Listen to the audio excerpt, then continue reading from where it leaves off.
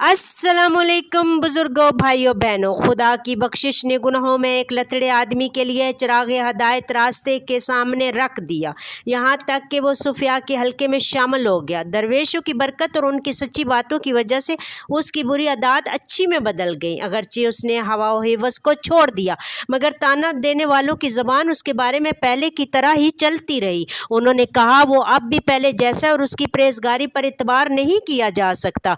तौबा के ज़रिए खुदा के अज़ाब से बचना मुमकिन है, लेकिन इंसानों की ज़बान से नहीं बचा जा सकता।